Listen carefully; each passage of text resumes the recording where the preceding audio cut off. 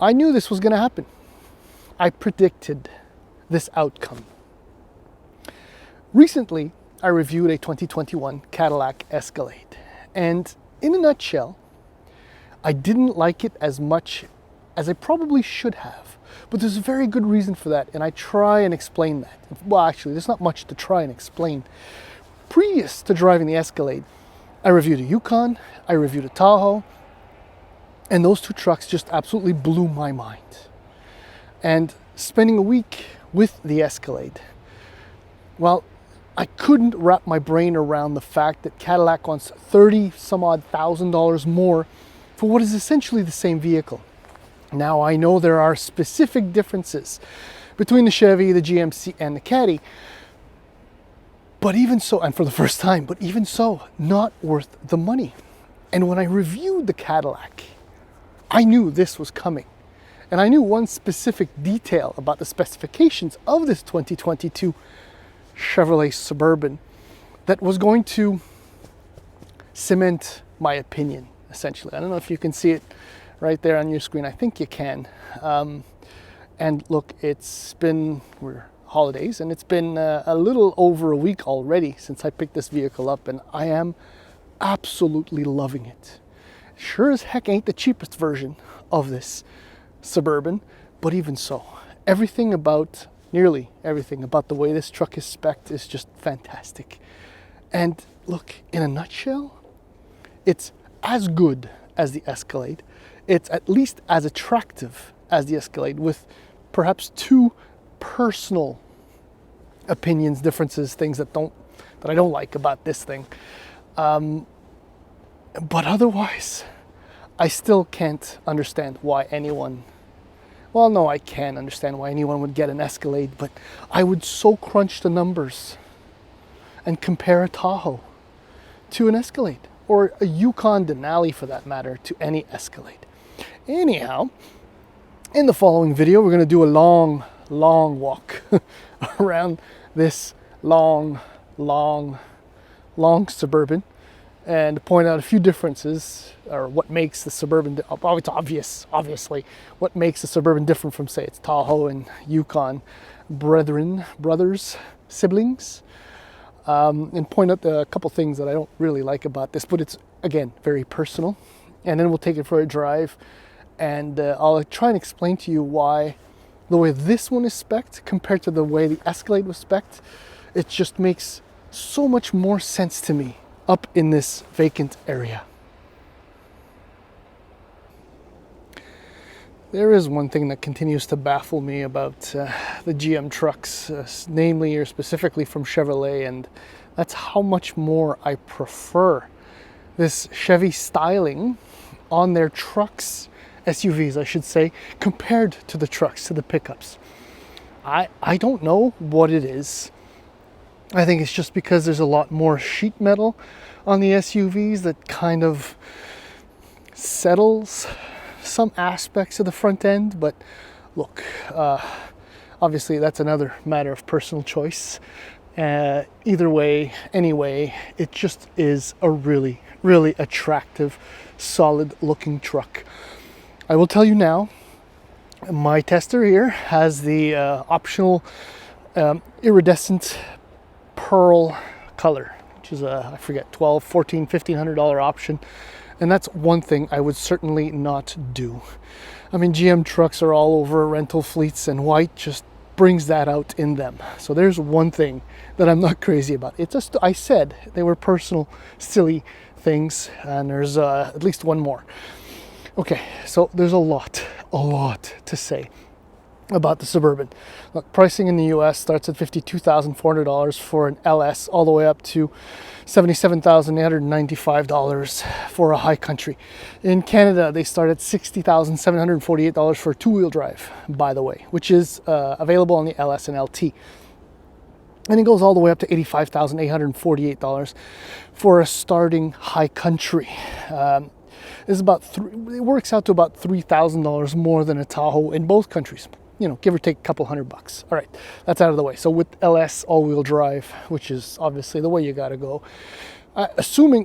no matter where you live, in my opinion, You get it's 8-passenger seating, auto track, 1-speed transfer case, mechanical rear LSD, 18-inch wheels, LED lights, 8-inch display, with a 5.3 and 5.3 liter V8 and 10-speed automatic transmission, and so on and so forth. So it's well equipped, and there's so much more, but there's just not enough time, and it's kind of boring.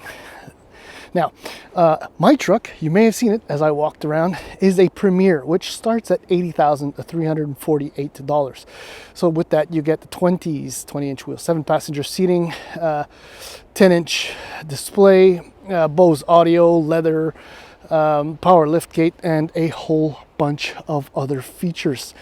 Now, my tester has a few options, right? So with the Premier, you can get the 5.3, the 3.0, Duramax, that is, and the 6.2, which is available in more trims for the 2022 model year than in the previous 2 model years. It's also got, so that's an option, power side step, the 22-inch wheels that you see here, which I think they're the least expensive optional wheels and look fantastic. I got the sunroof, a rear entertainment system, and so on and so forth, for a grand total of $95,000. Clearly, in my mind, for if we go back to the base price of just over 80 grand, a Z71 or an RST is just a better deal. You save at least $7,000 or about $7,000 to start, and it just gives you, I mean, almost everything that you don't get. And as far as I'm concerned, a little bit more of a, I don't know, not macho, but truckish styling up front, especially in the case of the Z71. Look, overall length, I'm not going to give you the exact dimensions compared to, say, the Tahoe, but the wheelbase is about 14 inches longer, and overall length is about 15 inches longer. So this thing, in meters for my Canadian friends, overall length, just over 5.7 meters in length. So you're looking at a very, very long vehicle. I don't have it exactly in feet, but it's just really, really big. But I don't know, it just so works. Okay, enough of that.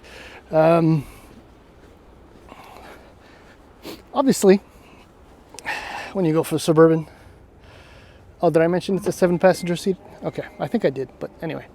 So yeah, power liftgate, always a useful feature. We went sliding, obviously, a few days ago. These, I left them here because they kind of give you an idea. It's not the smallest nor the biggest little sliders for my daughter.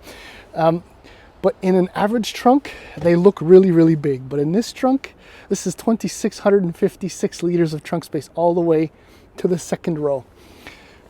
I don't know, they're all kinds of examples. You could park a smart car in there. How about that?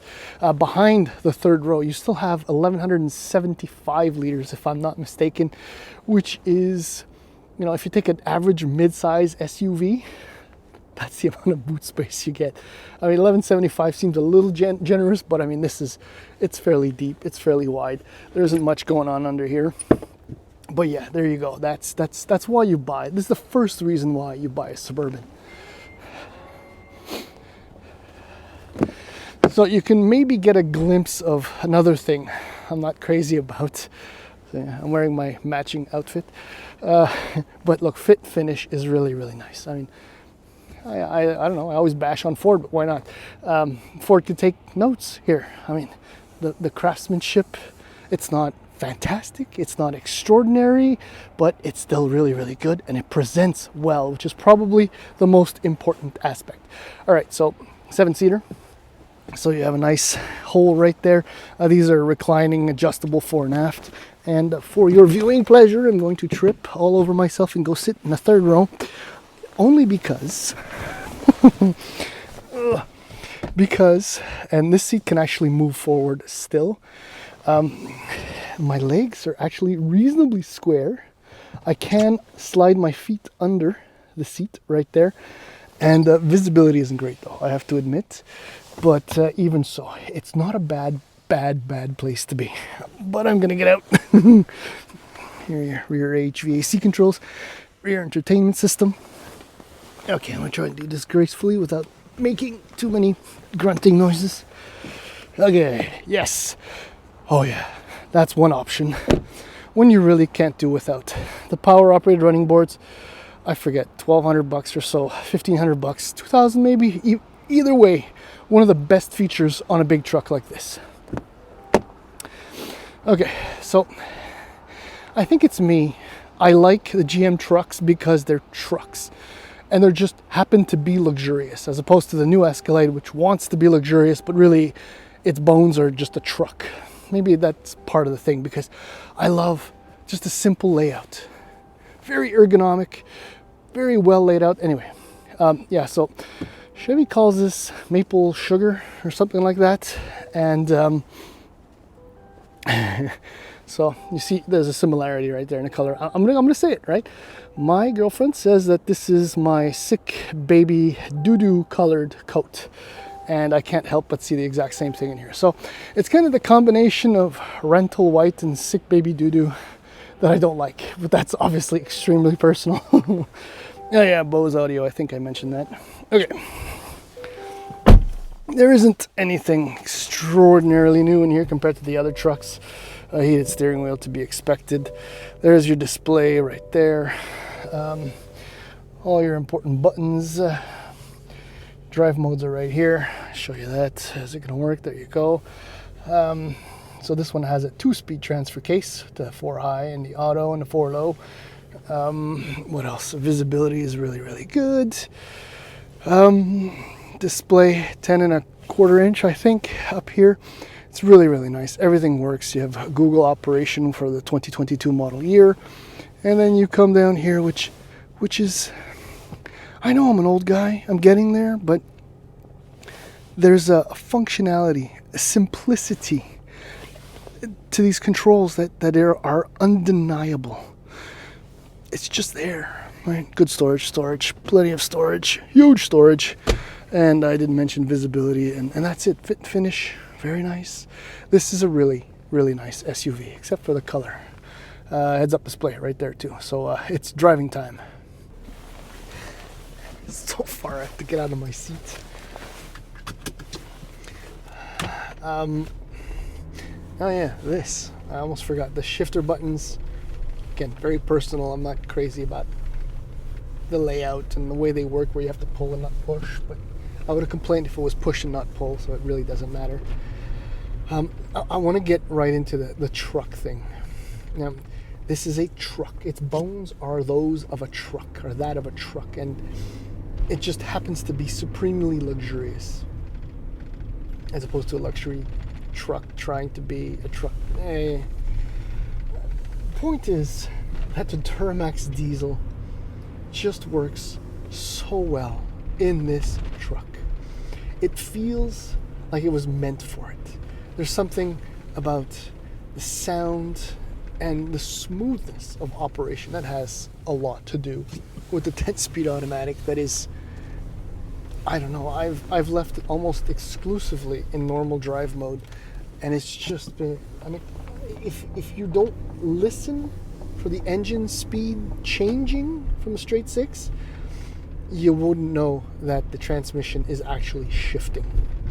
That's how gloriously, beautifully invisible it is. What isn't invisible though is the torque, which is, I mean, I don't want to say it's addictive, but I mean, it just, right, it's right there. I mean, 1,500 RPM, 460 pound-feet of it, 277 horsepower, 3,550 RPM. Oh, and by the way, if you're hearing a little bit of a rattling noise in the background, that's my son's child seat, which is just, the headrest is extended to the top. So unless there's weight against it, it kind of shakes and rattles quite a bit. That's it. Otherwise, in here, it's vault-like almost.